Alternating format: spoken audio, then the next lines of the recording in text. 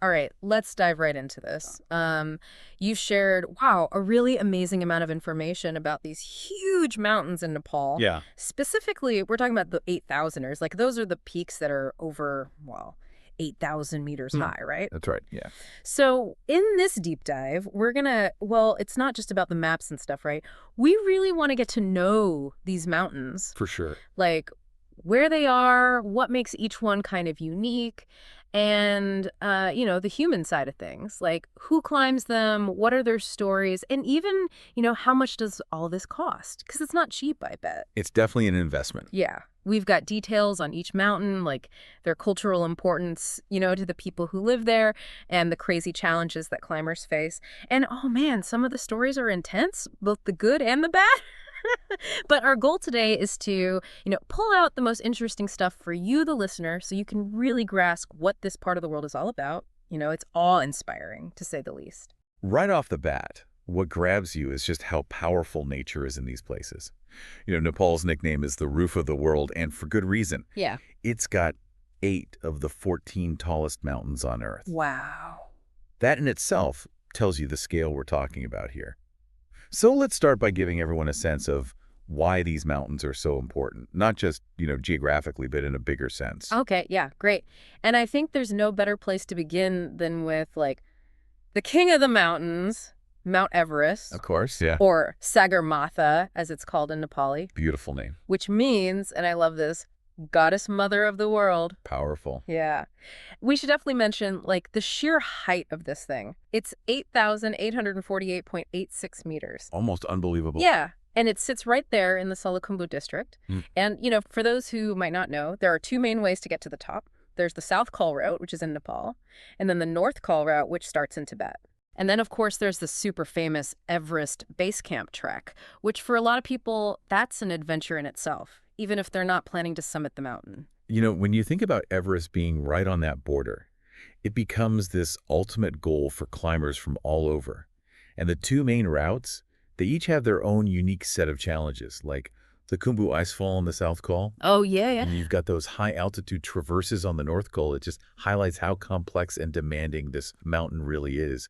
And the base camp trek, like you said, it's like this almost spiritual journey for a lot of people, a way to get a taste of this extreme environment without, having to climb to the very top. So let's move south a bit now. Yeah. And we come to Kanchenjunga, the third highest mountain in the world. Another giant. 8,586 meters. This one's in the Tupuljung district. It's called the Five Treasures of Snow because Yeah. it actually has 5 massive peaks. And what's interesting is that it doesn't get nearly as much commercial traffic as Everest, Yeah. which means it tends to attract a different kind of climber, the more experienced ones. They head to the Kanchenjunga Conservation Area, a place where you can still find rare animals like the snow leopard and the red panda. Oh, wow. Yeah. So you've got this contrast, right? This bustling Everest scene versus this quieter, more remote Kanchenjunga experience. What do you think causes that difference? Like, why do climbers choose one over the other? That's a really interesting question. Yeah.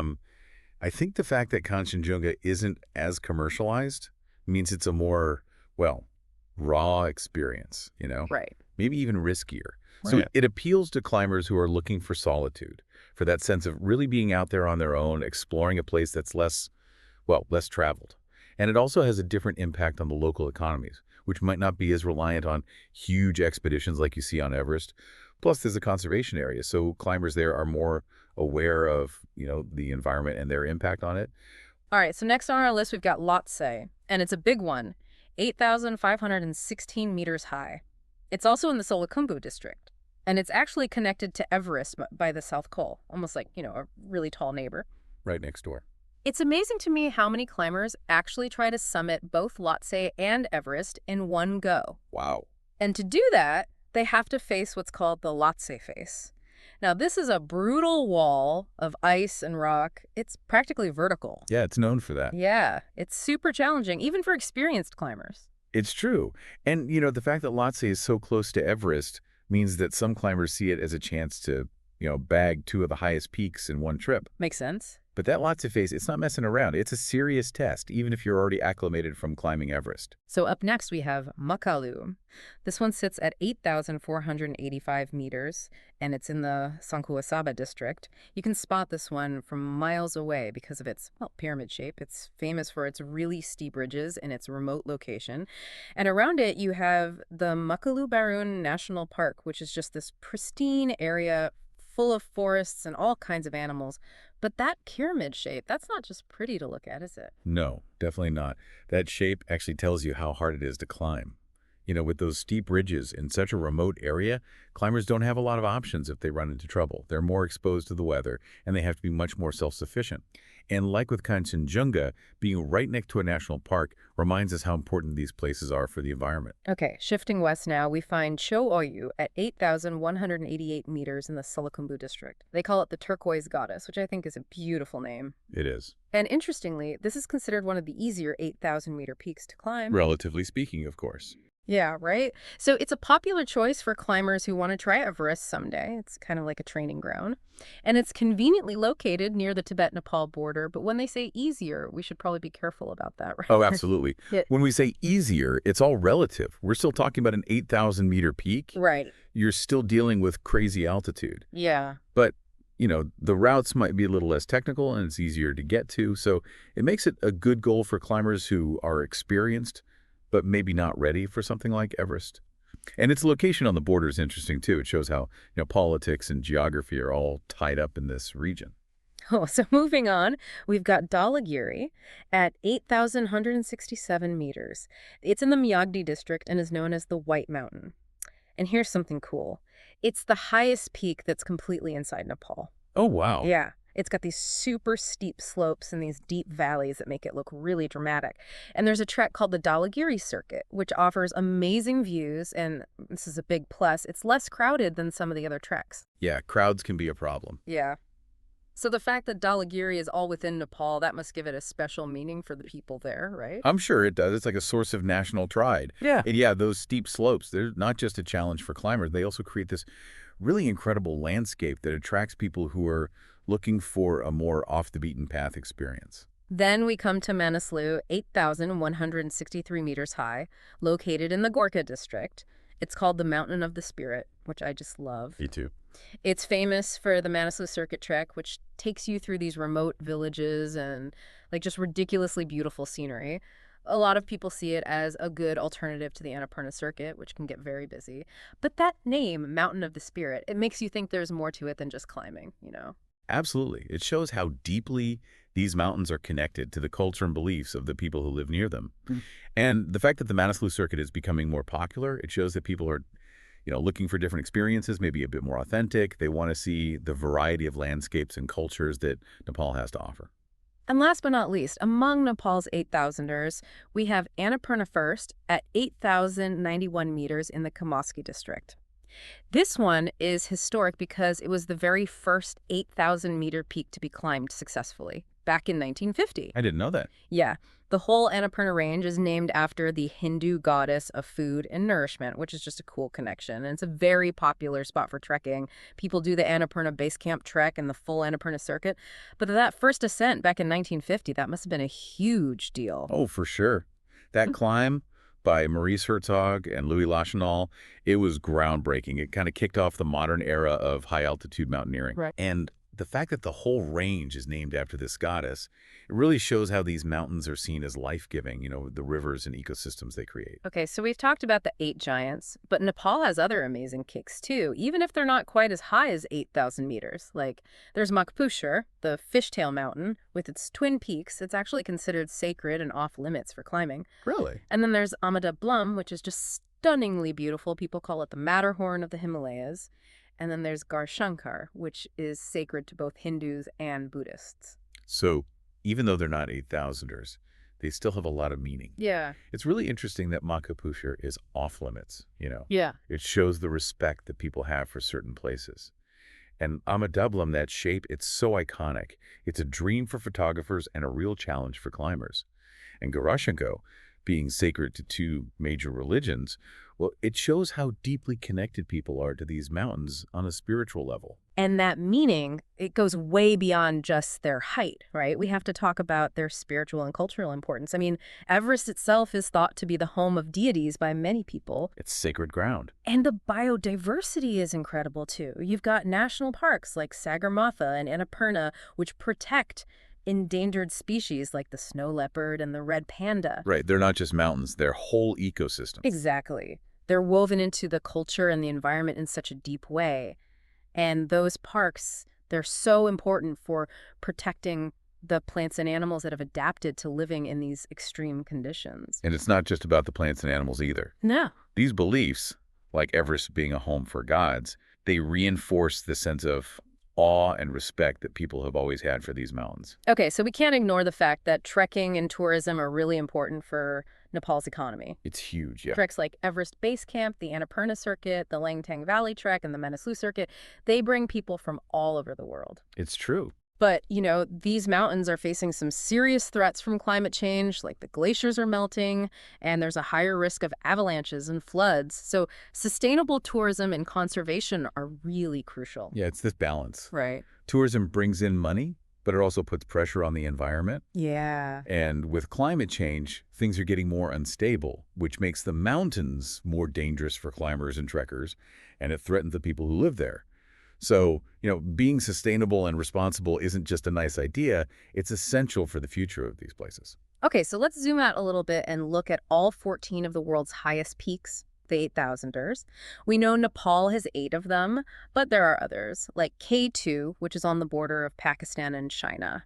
And K2 is, it's considered the most dangerous to climb. It's got a reputation. And then there's Nanga Parbat in Pakistan, which has the nickname Killer Mountain. So, yeah, they all deserve a lot of respect, and maybe a little fear, too. Yeah, I'd say so. It's interesting, even though Annapurna was the first 8,000-meter peak to be climbed, it actually has the highest fatality rate. Really? Yeah. And then you've got Shishapangma, which is the shortest of the 8,000ers and the only one that's completely in Tibet. So, looking beyond Nepal, we get a wider view of this exclusive group of mountains. Right. Right? Right. And yeah, those nicknames for K2 and Nanga Parbat, they're not just for show. They're known for being extremely dangerous. Yeah. It's a combination of things, the technical difficulty, the unpredictable weather, and the avalanches. And you're right, that statistic about Annapurna, it's a wake-up call. It shows you that these mountains, you can't take them lightly. And Shishapangma being the shortest and all within Tibet, well, it just adds another layer to the whole picture. Now, if you're listening and thinking, wow, I'd love to climb one of those, well, it's not something you just decide to do, right? Definitely not. I mean, the money alone is a huge factor. To climb Mount Everest during the popular season, which is spring, the permit alone is now $15,000. And the total cost for the whole exhibition can be anywhere from $40,000 to way over $150,000. That's incredible. Yeah. And even for the other 8,000-meter peaks in Nepal, the permit is about $1,800 in spring. Still a lot. Yeah, and the total cost can be anywhere from $8,000 to $30,000 depending on the mountain and how much support you need. Makes sense. And that's not even counting all the gear you need for high altitude, the insurance, the flights, the training before you even go. So do you think that, all this money, does it affect who gets to climb these mountains? Oh, for sure. I mean, it's a huge barrier. It limits who can even consider attempting these climbs. And while, commercial expeditions on Everest have made it possible for more people to go if they can afford it, it does raise some ethical questions, like is it more about money than experience or responsibility? And you have to think about the role of sponsorships, too. It's this whole mix of athletics, marketing, and adventure. Right. So the history of climbing these mountains, it's full of these amazing achievements, things that really push the limits of what humans can do.